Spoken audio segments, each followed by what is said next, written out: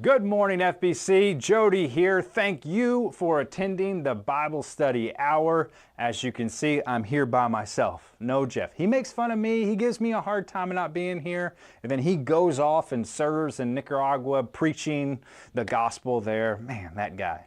But it's just me. We've got some information coming up that we want you to know, starting with Starting Point. Next Sunday, September 17th, you have the opportunity, if you are a guest or if you're new to FBC or just would like to know more information about FBC, Starting Point is for you. It starts at 8:45 in the choir suite. We feed you breakfast. We show you around the building. You get to meet all the staff and hear about who we are and what we do here at FBC. Sign up through our website. If you know somebody that would like to know more about FBC, point them to Starting Point. On that same day, we have our media team training. We will provide you lunch after the 11 o'clock worship service. If you have a desire to join our media ministry, you don't want to miss this meeting. How we get the gospel out to the community. you could be a part of that. Sign up by contacting Brady, calling the church office. They'll get you plugged in. That way you can join this training. And then that very next weekend, September 22nd through the 24th, we have First Family Campout. Our church is going to get a group of people together, and we're going to go camp out at Cooper, right? Cooper Lake. I'm looking at Adam right now. I think it's Cooper State Park. That's where we're going to go. But you can sign up through our website. It's going to be a great weekend full of fun, full of fellowship, and full of faith. You actually get to worship Sunday morning at the campsite. We'll be streaming it there. It's going to be a great opportunity for you to get to know others and just have a good time out in God's creation. So, First Family Campout, September 22nd through the 24th. Sign up through our website. Thank you so much for joining this Bible Study Hour. We would also like to remind you about our Mary Hill Davis offering throughout the month of September. That allows the gospel to be spread through the state of Texas. So please seek the Lord and how you would like to give to that. We love you. If you haven't joined us for worship, come 11 o'clock in the worship summer. Then come tonight at 6 p.m. Pastor Jeff is back bringing the word. Have a great day. You and you. Adios.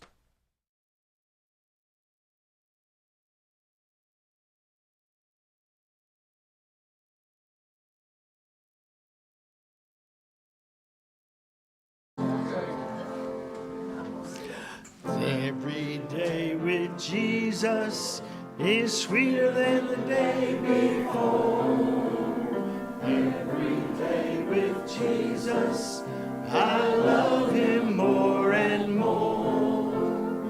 Jesus saves and keeps me, and He's the one I'm living for.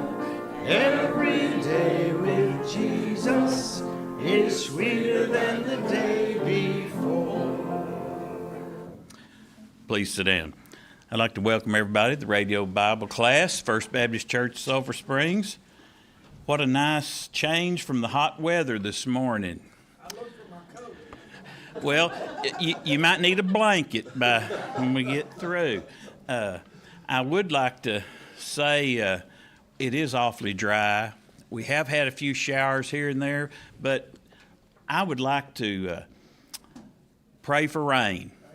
We are in an agricultural community, but folks that live in the big city, they think they just need to turn on a faucet and it never ends. But I got news for you. It's only so much there. We take an awful lot for granted, and if you'll just join me in prayer, we're going to pray a special prayer for rain. Heavenly Father, God, forgive us for our greediness. Forgive us for taking things for granted. God, if we need rain, Lord, there's cities that are rationing water. There's fields that are burning up. God, the water is just that one thing we need to live on. We need to grow our crops. We need to feed our families. Water just provides so much for us. And God, we're just asking today, please, Lord, in your time, provide us with an adequate supply of water. God, I ask that those that are listening on the broadcast, if they have a special need in their heart, Lord, listen to them. You hear everything that we need. You hear our wants. You hear our request. We have many folks that are sick. They're lonely. Their hearts are broken. And the only way they can change that is to turn their life around and look toward you. God, you will provide a way. Lord, at this moment, I ask that you bless our teacher this morning. Thank you for the music. Thank you for Johnny. Thank you for all the things you provide this class. That God, I ask that we live for you, and the things that we do, it'll be for your glory and for your kingdom. These things we ask in your name. Amen. What a good class today, and it started out cool like everybody likes it. So I love what's coming up this next week, so if y'all will turn your pages to 467, there shall be showers of blessings.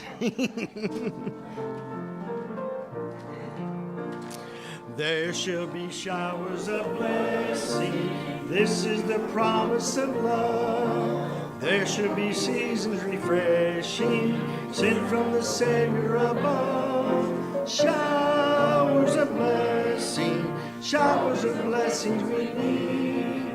Mercy drops round us are falling, but for the showers we plead. There shall be showers of blessing, pressures reviving again. Over the hills and the valley, sound of abundance of rain. Showers of blessing, showers of blessings we need. Mercy drops round us are falling, but for the showers we plead. There shall be showers of blessing, oh, that today they might fall. Now's our truth professing, now's on Jesus we call. Showers of blessing, showers of blessings we need. Mercy drops round us are falling, but for the showers we plead. Y'all wouldn't believe this today, but James Scott's already made it. And y'all, he comes in here telling us on Friday night there's this big storm and all this rain and electricity's been off. So I think each Sunday we need to flip his electricity off. He'll be here on time. James Scott, here he comes. Oh, thank you, Johnny. We had gone, I want to say 71 days with absolutely no rain until Friday night. My neighbors who had the showpiece San Augustine lawns, it's pure dry dirt. They couldn't keep up with it unless they were willing to pay the price of a heavy sprinkler system. And prior to that, it had been, I think, 40-something days, because that one time we had rain 70-odd days ago was just half an inch.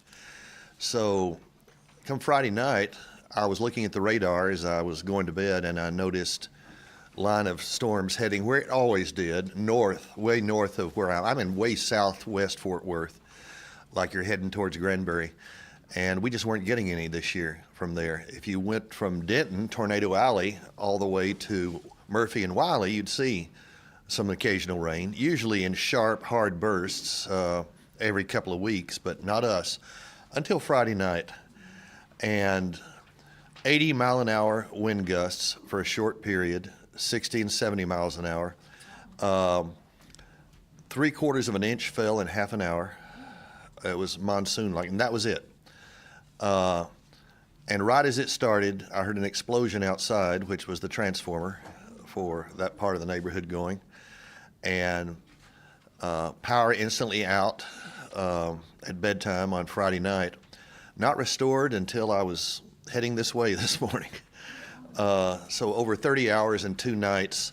I'm not sure how many frozen food casualties I have. I noticed that my brand new thing of Bluebell was total liquid, totally liquefied.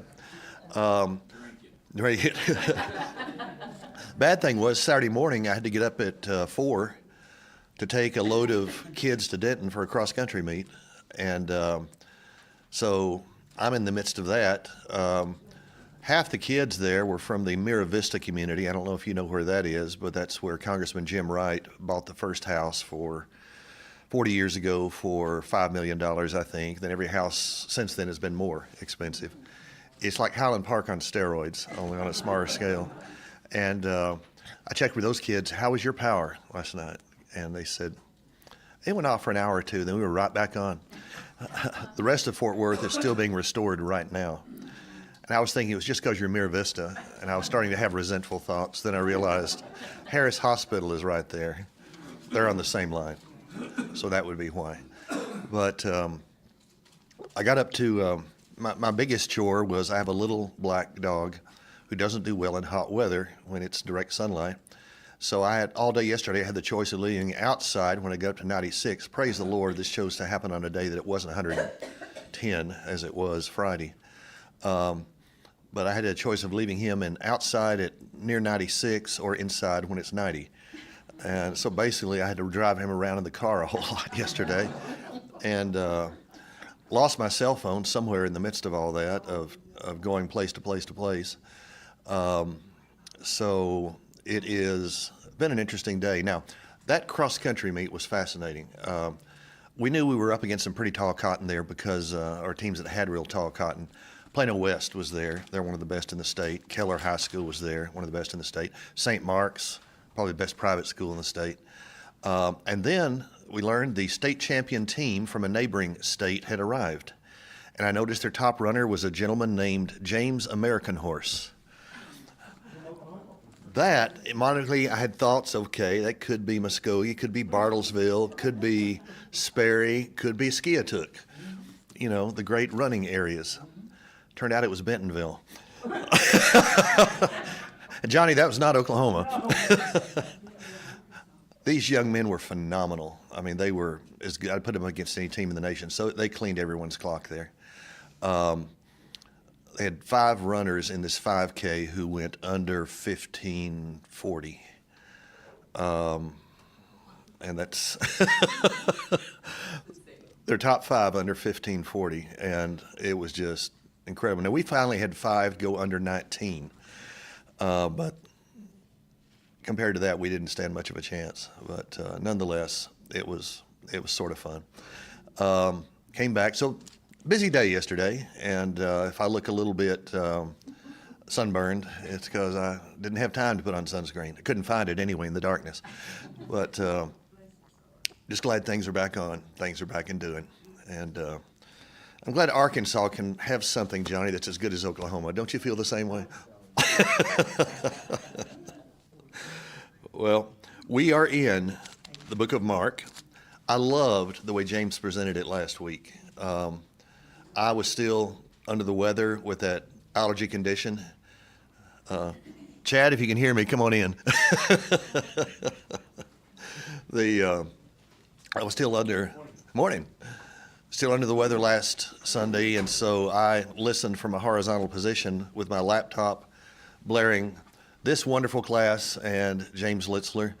Johnny, was that you I heard leading the singing last week too? Oh, okay. They may have been alum then. But, Gary.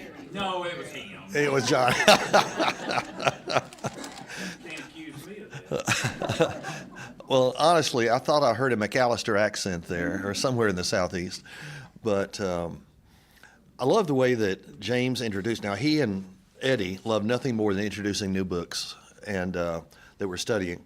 And we're in the book of Mark for this section. Mark was interesting to me because when I was at Baylor, my professor there, who was teaching this one class in particular, was W.J. Wimpy, the chaplain of Baylor. And you remember him, Greg? More than Lester. Yeah. From the time Dr. Lester arrived until the time he graduated, and I have many students of my school who had him at Baylor. You heard the rhyme about how hard it was to get his grade? Lester's, Yeah, grade point. And the man who gave Jesus a B. And that was one hard. I never knew anyone who got an A in there, no matter how smart they were. He just didn't give them. But Dr. Wimpy, I think, was very fair and across the board. Former football star for Baylor, big, deep bass voice. That always sounds good. And the current chaplain of Baylor, who Beverly knows, is a kid I grew up with. He was my FCA leader in high school, Bert Burleson.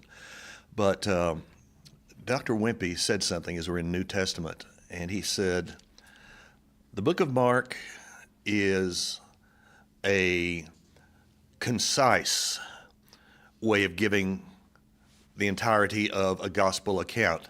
Matthew and Luke flesh him out. But he said Mark was writing to Romans. And in my mind, I thought, what Roman would listen to that? Well, since then I realized Roman church, the church at Rome. But nonetheless, people of Roman culture. And people of Roman culture tended to be very fast, abrupt, and especially in the city of Rome itself, very urbanized. Extremely fast-paced urban existence. Archaeologists tell us that Rome was the first city in Europe to exceed 1 million in population, and it did for about the first 300 years of the empire.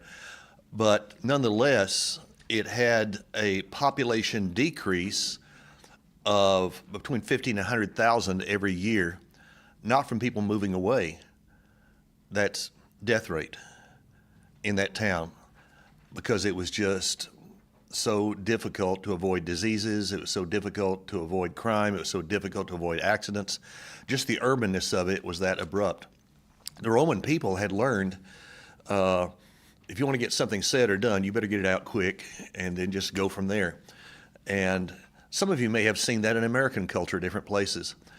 I was fascinated years ago to notice, this is when I was getting out of college, that certain companies in America did not do well in Japan in trade and in Mickey, I don't know if you hit the Japanese market very hard in the last, I know it's not as big as China now, but Japan was big from the 60s through the 90s, and certain American companies did wonderful there. Coca-Cola did well. Surprisingly, Kodak did very well in spite of Fuji and all that competition.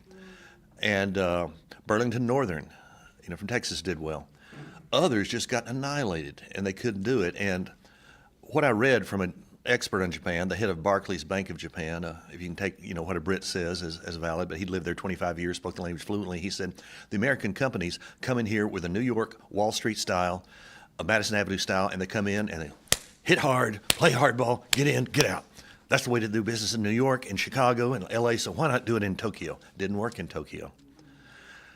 What worked, and I heard a vice president of Eastern Marketing for Burlington Northern. I asked him, that's an interesting title. He said it's an inflated title. He said it doesn't mean that I'm, first vice president of Burlington Northern. He said the Japanese like to see someone with a good title. So the company created that for me. I said, did you major in marketing management or finance or accounting at college? He said, nope, poli-sci and art history. And I said, yet you're a six-figure exec for Burlington Northern. He said, that's right. And he said, when I go to Japan, he said, I did what the Coca-Cola execs learned to do, what the others learned to do. You walk into the office of the person you're dealing with, and you don't speak a word of business the entire first day you're talking to him. Now, that would drive so many American business executives nuts, especially the higher-ranking people. But that's not the way you dealt with the Japanese. You came in, you sat down. He said, first thing I do is look and see if there's family pictures on the desk. If there's a little kid in a Little League uniform, I'm golden. I'll start talking stats with him. I'll talk Sadaharu O breaking Hank Aaron's record. I'll talk this and that. We'll just go at it for 2 or 3 hours, but I continuously ask about his family. And said, by late afternoon, they've 2 other people have joined us. We're talking. Then they take us out that night to a really nice restaurant that might have karaoke.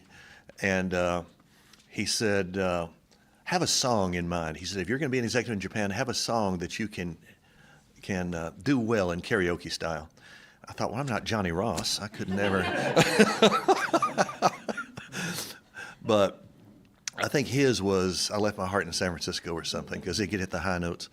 But nonetheless, he said, by the 3rd day, we start talking. He said, then you can start to play a little bit of hardball, but you do it with gentility. And they know that you're playing hardball, and they know you're doing it with gentility, and they will respond the same way. I said, but Burlington Northern, how can they possibly sell locomotives to a country that has the bullet train? He said, Burlington Northern has massive, heavy hauling diesels, and we can make them cheaper than the Japanese. And their people know it. And our quality is excellent.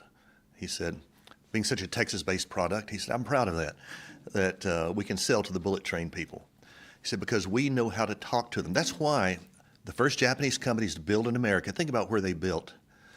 South Carolina, Kentucky, Tennessee, Alabama, Texas, all in the South. And the Japanese, gently, if there's a northern person in the room, will tell you they loved the southern manners.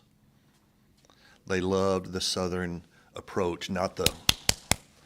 Well, if you lived in Rome at the time of Mark, it was all the time, which is why the book of Mark gets down to brass tacks very quickly. The Romans weren't used to listening to a big spiel about anything. You're communicating something. Now, yeah, they would read Greek literature, and some of that is pretty detailed. But if you're talking in a way that's persuasive in Roman culture, it had to be getting down to brass tacks pretty quick and getting that message out as concisely as possible. So that's what Mark was doing. I've always been fascinated that Mark has such a hybrid name. Now, that was not uncommon among Jews of that day, but Mark, what culture is that? Roman. Doesn't mean his dad was Roman. I heard one professor who tried to suggest that, but it just didn't hold water when you consider how highly his mom was thought of in the Jewish community there. But it was not uncommon to have a Roman-type name as one of your names tied to a Jewish name. Yohanan is related to two different names in the Old Testament. Marcus, Yohanan Marcus, like Marcus Antony or Marcus later, Marcus Aurelius. He just happened to have that. And many names were Greek with a Hebrew name tied. It was not considered a negative thing in that community at that time. They did not love the Romans at all. But to have a Romano-Greek name was not considered unusual or that much of a negative. And that is what John Mark had. Now, we saw James's message last week. The theme of it was baptized. It talks about the baptism of Jesus and how John, I mean, he got right down to John the Baptist right away. There's no long genealogy of Jesus. There's no long Christmas story of Jesus. That's what I love about Matthew and Luke. It's just go straight to John the Baptist, preparing the way of the Lord, and then Jesus appears. That is a quick take on things, but he was trying to get the message out as fast and in an abrupt way sometimes, but Romans related to that kind of speech. Persuasive speech to Romans needed to be abrupt, needed to be a little bit bitten down, and that is what we see there, him being baptized. When a famous Hollywood producer joined with Campus Crusade for Christ, he had been a famous atheist while being a famous Jew in Hollywood, directed so many productions, colleague of Cecil B. DeMille. He had made the controversial film Antony and Cleopatra with Richard Burton and Elizabeth Taylor, who had both converted to Judaism at that time under his influence. It's a controversial picture because it was a panoramic sweep of a thing, and it did not make major profits at the box office. Even though everyone went to see it, it just didn't make it. It was too expensive. But Elizabeth Taylor was at the height of her glamour in 1962. Purple Eyes, that's something you can read about. She and Jean Simmons, who was in Spartacus 2 years earlier, were two brunette-haired British girls with natural lavender-colored eyes. And they say that probably helped at the time because that was kind of an unusual take. But she was there. He was their director. And 3 years later, he got saved, came to be what he called a completed Jew. And he tried to witness to his fellow Hollywood people, and they just kind of rolled their eyes. But he got together with Bill Bright of Campus Crusade for Christ, and he said, I want to create not the greatest story ever told. Now, I love the greatest story ever told, to watch it just to see who pops up with 48 cameos. I know that Jay's favorite is John Wayne as the centurion at the cross. You know, surely this man was the son. Anyway. And then Simon of Cyrene, played by Sammy Davis Jr., and you just have a litany of Hollywood stars all there that make their appearance, which was fascinating to me. He said, I don't want to do that. He said, and this will not be Jesus of Nazareth. I'm not going to make the gospel according to Franco Zeffirelli. He said, I want to take it straight from one of the Gospels. And he decided on Luke. And the Jesus film, the Jesus Project, completed in the late 70s, is that. It was that magnificent thing. and it's been shown around the world. Within 10 years, with the help, interestingly, the Hunt family gave huge amounts of money to this. I was at a Campus Crusade conference in Dallas, and both Nelson and Bunker were there, sitting in the front row looking a little bit embarrassed, but they funded it, and 148 languages by 1990. I need to see it in English sometime. I have shown it in the jungle of Honduras near the Nicaraguan border, and I showed it a cajillion times in Kenya in Swahili. I'm really curious how the English goes. But the one night I remember, I was showing in a village north of Mombasa. Hundreds of small children had gathered from all the surrounding neighborhoods. I always worried about them walking barefoot at night through that jungle-ish area near the coast because it was replete with red cobras and puff adders and green mambas. I mean some big green mambas, but these kids were all there. I guess they were just, maybe they had good savvy. Hundreds of them, mostly from Muslim homes and pagan homes, witch doctor worshiping homes. Very few Christian kids in this audience, but they wanted to see a film because they never had. We had a Honda portable generator that we had to set up several hundred yards away so it wouldn't take out the sound of the film. And we're showing, and Luke shows everything in the Gospel of Luke and shows everything. The first 2 chapters run pretty quickly, and then it slows down as John is standing beside the Jordan, and John is baptizing. And it is a parallel exactly to what James talked about last week in chapter 1. And only this time it goes a little longer. It shows various people approaching John the Baptist as he's standing in the river, a man that Mark says, locusts and wild honey. You know, what a diet that must have been. But healthy, I guess. Locusts are pure protein. In any event, he's standing there in the river, and it said certain priests approached him and said, what must we do to be saved? And he said, act with integrity, act with honor, and follow righteousness.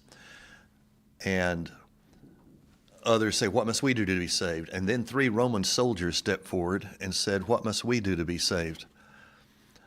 And John said 2 sentences to them. On the second sentence, the entire crowd fell over laughing out there. I had no idea why that would cause hysterical laughter among every adult Kenyan in this crowd at night. And so I asked a new Christian that I knew there and said, what did he say? Well, he said, be content with your wages and don't harass anyone and don't bully anyone and don't take bribes.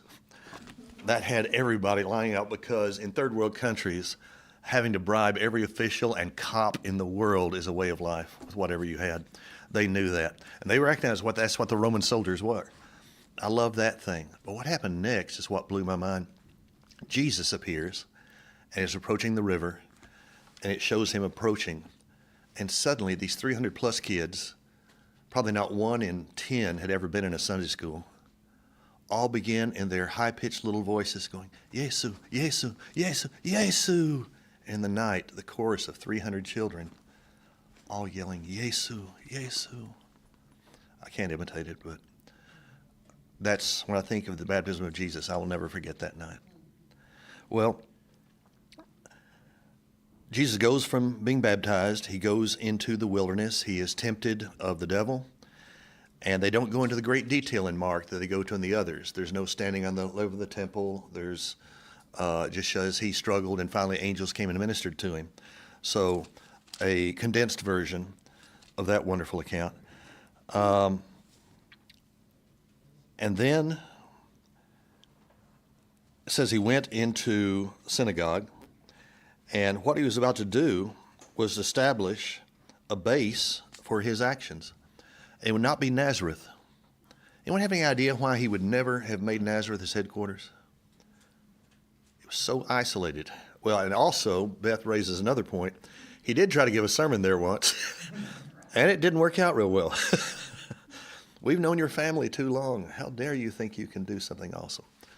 And they started to throw him off a cliff. So Nazareth wasn't thought of as much of a town by anybody anyway.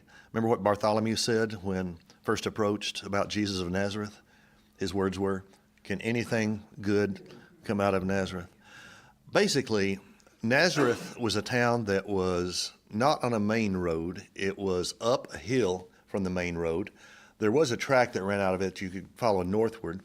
The population itself was heavily what you and I might call, if the average person had had a few more coins in his pocket, they would have upscaled themselves to redneck. But they were a little bit below redneck, and that influenced their mentality. And Jesus came out of this town, of anything good can come out of Nazareth, to the largest town along the Sea of Galilee at the time, which was Capernaum. There was a town right where the Sea of Galilee empties into the Jordan River called Tiberias, obviously made by the Romans. But Capernaum was the nerve center. And the one thing about Galilee that was interesting was that it was a much more cosmopolitan area than Jerusalem. Even though Jerusalem was the big city, Jerusalem was in the heartland of Judea, which was all Jewish and had been steadfastly Jewish for centuries, even after returning from Babylon. Samaria, to the north of Judea, was, well, it was Samaria. It was full of Samaritans. Don't even count it. But then Galilee had been the site of major Greek colonization since the time of Alexander. Not in huge numbers all at once, but a village here, 10 cities to the northeast of the Sea of Galilee called the Decapolis. And what you had interspersed with all of that was an interesting hybrid of culture. The Jews who were there were still Jews, but you had pagan religion scattered around Galilee, a different type of accent, a different type of speech that came to be. You know, even 100 years ago, people could point out in 1920 and say there's no one accent for Texas. There's two main accents. That is east of Dallas-Fort Worth and west of Dallas-Fort Worth. East of Dallas-Fort Worth, the accent is comparable to Alabama, Mississippi. West of Fort Worth, the accent is comparable to Illinois, Iowa, Kansas. And it's because of where the settlers came from. Most of the first settlers to West Texas came from the Midwest. Most of those of East Texas came from the Deep South. Their accents reflected that. Galilee had a very distinct speech pattern because when Peter was talking, remember when he was under pressure, are you one of his followers? They said, you're clearly from Galilee, your accent betrays you. It was an accent that had been influenced by Greek and other pagan or non-Judean elements, yet still Jewish. It was a majority Jewish area. It's just that it was heavily cosmopolitanized. One thing that did, according to one scholar, actually it was to a pastor. This was the pastor of the Highland Church before Sulphur Springs' own Barry Camp took it over. But he made the point that with that much pagan religion in there, much of which was basically devil worship, it's not surprising you would have had people possessed and demonic activity up there. Galilee was a land of spiritual warfare, and most people were scarcely aware of it, but nonetheless, Jesus came to that region to minister, and he spent most of his 3-year ministry in Galilee by far. Capernaum was the nerve center because it was the largest town there. Jesus predicted, in spite of the fact that he was staying and living in Capernaum for most of those 3 years, he predicted the destruction of the town. He said, judgment will fall upon you, and you will. And if you go to the Sea of Galilee today, and you're in a good tour boat, they can point out the ruins of Capernaum that stretch a mile along the beach on the northeast side. Black basaltic rock tended to be the best construction material. Now that is strong stuff. Get yourself some good basalt. It's good and strong. But it was inexpensive, and that's what the town had been built with. Exact population of Jesus' day has been hard to determine. Could be as high as 10,000. There was a Roman garrison stationed there, including apparently a very nice centurion, an atypical centurion who had helped build the synagogue. They don't know if this is the synagogue, but archaeologists who go through Capernaum say there is a massive synagogue evident in Capernaum, that it had 5,000 square feet on the bottom story and 5,000 and a little bit less on the top story. A gabled synagogue, a really nice one, and it was made out of white marble. White limestone, much more expensive than the basalt they used to build houses. And this was where they went. This is where Jesus stayed. And we see beginning in verse 29, he had healed a man of unclean spirits, had cast it out. fact, in verse 24, it says it starts to identify him in its panic, in its rage, in its hate. This unclean spirit started to identify, you are Jesus, you are the Son of God, I know who you are. You've come to attack us before the time. And Jesus basically said, shut up. It shut up. The power is to shut them up. And I believe Christians have that power as well. And Jesus said, come out of him. And the man was cleaned of this demonic spirit.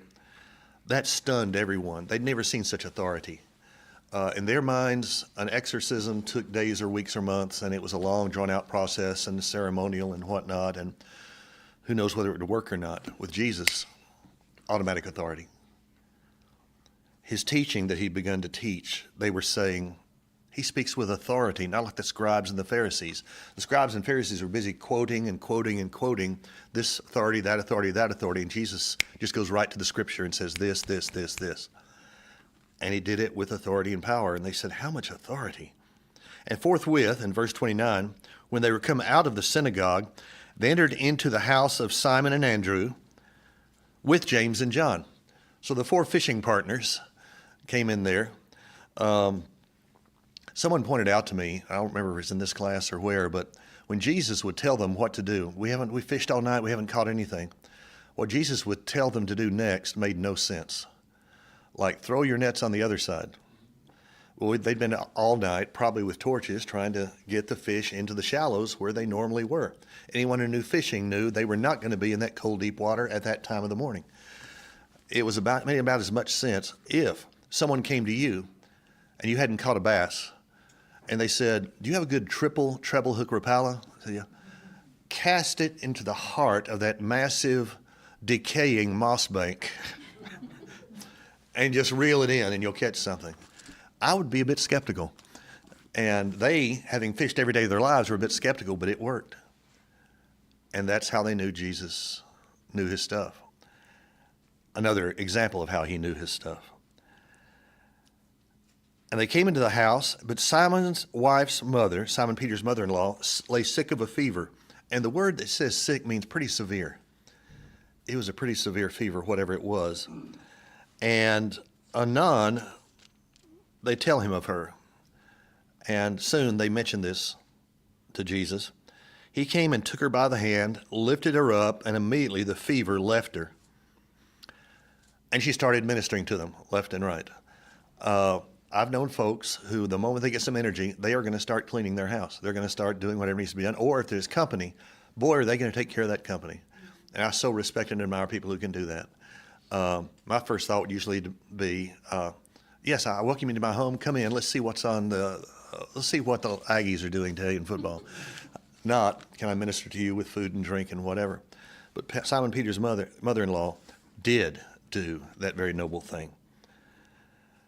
And at the evening, when the sun did set, they brought unto him all that were diseased and them that were possessed with devils, and all the city was gathering together at the door. There was a mob, huge, of this largest city in Galilee at the time. And you might wonder what produced this large city. The fishing industry, they now know. They've done some research in Rome at the time and discovered Roman cooks and chefs for the emperor and the major senators were all seeking fish from the Sea of Galilee. Salted, dried, and brought all that way. It was a major delicacy. And the current Israelis, I'm guessing that William and Charlotte have been on the Sea of Galilee. The restaurants there serve what they believe was the same thing. They call it St. Peter's fish. Anyone know what it is? Tilapia. And apparently at that time, a really good tilapia. And what is it they say about tilapia if you try to stock them in your pond during the summer? They breed like rabbits, they grow like weeds, they fight like lunker bass, and they taste like chicken. And so that's what they were fishing, and that's why Capernaum was wealthy. That's why Matthew, the tax collector, could be there, because that was a nerve center of wealth coming out of the region. All the way to Rome went those fish. And the whole town now came to the door. And he healed many. They were sick of diverse diseases and cast out many devils and suffered not the devils to speak because they knew him. And in the morning, rising up a great while before day, he went out and departed into a solitary place and there prayed. If Jesus himself needed that connection, personal connection with the Father, how much more do we need it? And not in a way that would be distracted, not in a way that would be showy, but in a solitary place where he and God could be together, both to talk and to listen, both to speak to God and to listen for God. And Simon, they were with him, followed after him. They went the trail they figured he'd taken. When they found him, they said unto them, all men seek for thee. And he said unto them, let us go into the next town, that I may preach there also, for therefore came I forth. In other words, my preaching is why I'm here. I want to save the souls of people, not heal their bodies first. My primary role is to save them, to reestablish their relationship with God. But his heart was one of such compassion, he just had to heal. He had to help. This was something that moved him, but he wanted his disciples always to know, healing is wonderful. Do it. If you have the ability, you have the chance, whether you do it in a miraculous act of healing or you are like Luke and you're an actual doctor, do it. But the important thing is everyone's relationship with God that has been destroyed by sin. That's why I came into this world. Now let's go down to the next town so I can preach the gospel there. And he preached in their synagogues throughout all Galilee and cast out devils. And there came a leper to him, beseeching him, and kneeling down to him and saying unto him, if thou wilt, thou canst make me clean. Notice he didn't say, heal my scabs, heal my injuries, heal this illness in me. Hansen's disease. It's believed there are currently 200,000 people in the world who are still active patients. Now, the healing of it with antibiotics didn't come about really in a big way until almost 1960. We still had 2 leprosariums in the United States active as late as 1959 with people who were not healed yet. One of them was the island of Molokai in Hawaii. It was at one time a massive leper colony. And an island in the Mississippi, north of Port Hudson, Louisiana, that had a major leprosarium. But with the discovery of how antibiotics would work, Albert Schweitzer did decades of work on that in Africa. They finally are able to heal it today. I saw lepers when I was in Kenya occasionally, but they were usually in the process of being healed if the government could get them the right stuff. It was a horrible disease. It caused destruction of the nerve cells, and most of the lepers I saw were missing digits, an arm, whatever, and their faces usually, because you wouldn't know if you were a leper that you were touching the wrong thing, that that's sharp or that's hot or that's whatever. And the infection and whatnot that came from that was horrendous. And that's not what the man was saying. He said, take this leprosy away. He didn't say that. He was saying, make me clean. That moved Jesus.